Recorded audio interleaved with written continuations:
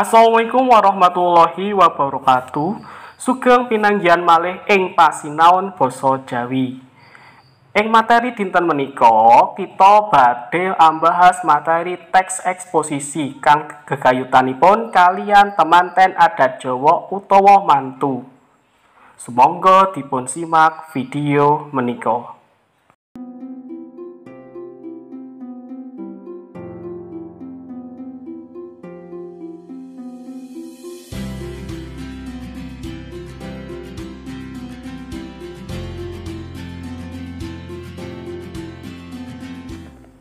Ancase utawa tujuan materi inggih menika sepisan para siswa saged mangertosi struktur teks eksposisi basa Jawa.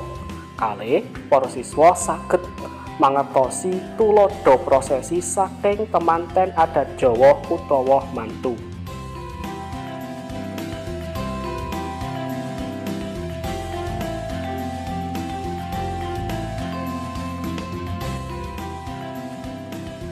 Teks eksposisi basa Jawa. Pangertene teks eksposisi. Teks eksposisi yaiku salah sawijining teks sing bisa mbudidaya ngandharake pokok pikiran sing tujuane jembarake wawasan utawa pangerten sing maca. Ancase teks eksposisi utawa tujuan teks eksposisi. Karangan eksposisi minangka karangan kang duweni ancas kanggo menehi informasi karo babagan apa bae saengga miyarake panemune pamaos.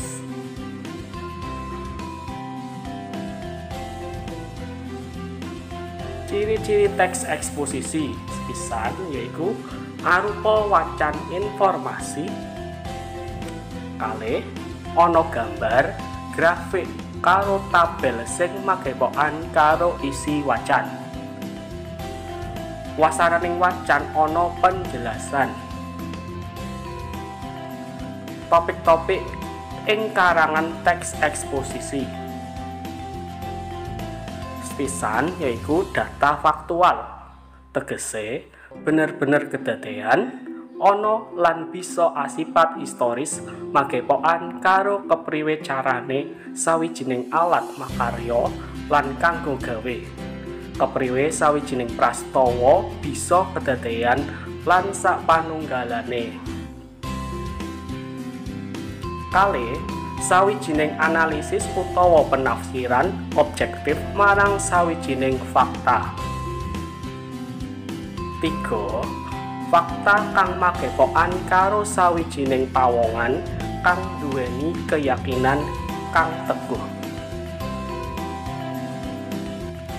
Tuladha urutan analisis paragraf eksposisi.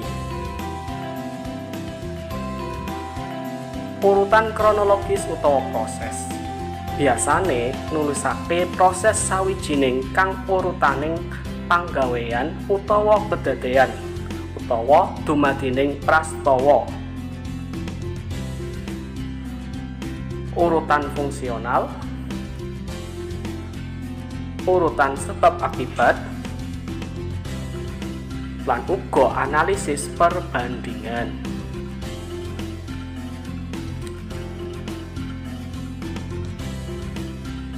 Langkah-langkah nulis karangan teks eksposisi. Sepisan nemtokake tema, kalih nemtokake tujuan utawa ancas karangan. 3. Milih data sing cocok karo tema. Sekawan gawe kerangka karangan. 5. Ngembangno karangka dadi karangan kang utuh.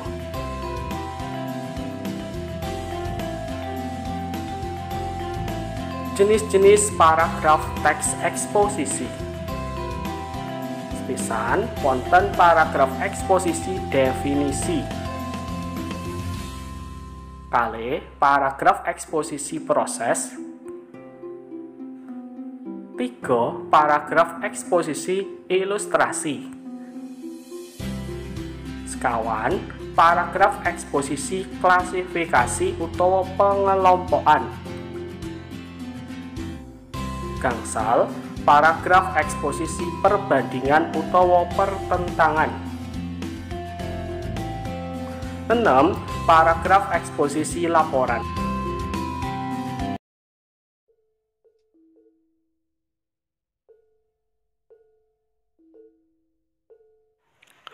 Tulodo teks eksposisi temanten adat Jawa utawa mantu. Mantu kuwi tegese duwe gawe ngomah-ngomahke putra-putrine kang wis diwasa. Diarani ngomah-ngomahke sebab minangka cara nyawijekake putra-putrine karo kakunge kang banjur manggon saomah lan urip bebarengan ing madyaning bebrayan agung. Manunggaling putri lan kakung ana ing bebrayan bisa nuwuhake kabagyan lan kamulyan. Kajaba kuwi uga kaajab supaya mengkone kagungan putra lan putri kang bisa nerusake keturunane. Manut tata cara Jawa, sadurunge mantu kuwi ana rerangken tata carane, yaiku lamaran lan paningsetan. Sawise kuwi banjur dianakake upacara mantu kang uga nduweni rerangkening adicara, kayata pasang tarup, buangan, pasang tuwuhan, siraman, midodareni lan pawiwahan utawa pahargyan. Prosesine kang sepisan yaiku lamaran. Lamaran iku rangkening tata cara nalika wong tuwa utawa waline pihak kakung nekani wong tuwa utawa waline pihak putri saperlu nglamar. Kang arep padha bebesanan kuwi banjur rembugan bab sesambungan tresnane para putrane, sineksenan keluarga lan sanak sedulur. Bab lamaran kanthi adat Jawa iki rada beda ing antarane jaman saiki karo jaman biyen. Yen jaman biyen lamaran kuwi durung mesti ketrima. Nanging ing jaman saiki lamaran kuwi bisa dikandhakake katrima kabeh. Jalaran pihak kekarone wis rembugan luwih dhisik sadurunge. Yen wis cocok banjur nglamar. Menawa ing rembugan sadurunge wis ora cocok, mestine pihak kakung ora sida nindakake adicara lamaran kuwi. Prosesi ingkang nomor kalih nggih menika paningsetan. Paningsep adate kanthi adicara lambang kalpika utawa tukar cincin. Wektu kanggo paningsetan iki katemtokake yen lamaran wis ditampa. Ing adicara paningsetan iki kajaba kalpika lumrahe uga dikanteni uba rampe liyane kayata dhuwit, sandangan arupa jarik, rok, klambi, mas-masan kayata gelang, kalung, suweng lan sapanunggale. Uba rampe lan tata cara ngono mau minangka lambang lan wujud tanggung jawab kang bakal ditindakake calon penganten kakung marang calon garwane lan keluargane. Kudu nyukupi sandang pangan lan uba rampe kanggo panguripan. Sawise paningsetan, liya dina banjur diterusake upacara mantu. Kaya kang wis diandharake ing dhuwur, rerangkening upacara mantu iku antarane pasang tarup, buangan, pasang tuwuhan, siraman, midodareni lan pawiwahan utawa pahargyan. Prosesi ingkang sepisan nggih menika pasang tarup. Tarup iku kereta basane ditata supaya katon murup. Maknane yen arep nampa tamu lumrah yen nata panggonan supaya katon becik, panggonan diwenehi rerenggan supaya katon endah, lumrahe direnggani janur kuning. Proses ingkang nomor kalih inggih menika buangan. Buangan iku mujudake adicara mbuwang saperangan uba rampe sesaji. Ing antarane awujud takir isi kacang-kacangan, bumbon utawa bumbu pawon, rajangan daging lan duwit receh. Kabeh mau minangka lambang buwang sakebehing sukerta lan pepalang supaya pakaryan sing ditindakake ora ana alangan. Proses ingkang nomor 3 nggih menika pasang tuwuhan. Adicara pasang tuwuhan iku katindakake kanthi masang mawarna-warna woh, gegodhongan lan tanduran liyane. Tuwuhan tegese maneka warna tanduran sing ditata ing tarup. Wujude gedhang suluh satundun, cangkir gading, tebu, godhong, luwih alang-alang ringin, parisewuli lan sapanunggalane. Maknane supaya penganten bisa nuwuhake urip mulya lan dadi tuladaning keluarga.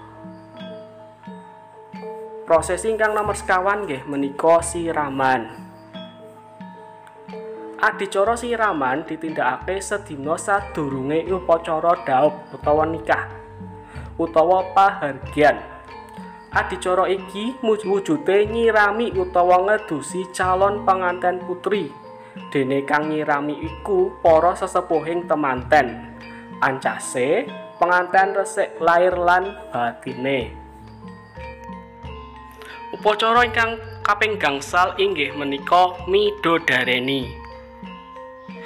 Midodareni iku saka tembung widodari. Maknane supaya calon penganten putri sulistya ing werna kaya widodari. Adicara iki ditindakake ing wayah wengi sadurunge pahargyan temanten. Adicara ingkang 6 nggih menika dhaup lan pahargyan utawa sinebut resepsi. Sawise tata cara midodareni kuwi, esuk banjur ditindakake upacara dhaup utawa ijab utawa nikah kang dibajutake upacara pawiwahan utawa pahargyan temanten. Upacara dhaup iku ditindakake miturut agama utawa kapercayaan kang dianut. Bisa ditindakake ing masjid, gereja, utawa papan liyane, utawa ing panggonan pawiwahan iku uga. Sing cetha, upacara dhaup iku kudu didhisikake tinimbang upacara adat pahargyan temanten. Dadi, nalika nindakake rerangkening adicara pahargyan temanten, kekarone wis resmi anggone jejodhoan. Ing jaman saiki, upacara mantu kuwi katone wis arang kang ditindakake kanthi wutuh. Kajaba pancen angel lan ribet anggone nyawisake, adicara ngono kuwi kepara ora sithik ragate. Kajaba saka kuwi, cah nom saiki luwih seneng karo bab-bab praktis. Mula ora gumun yen mung para pamangku budaya kaya dene kraton lan priyayi kang isih nuhoni tata cara upacara adat mantu kejawen kuwi kanthi utuh. Nah, para siswa, adhedhasar wacan adat mantu kuwi, cobi para siswa saged ngandharake panemu utawa pendapate.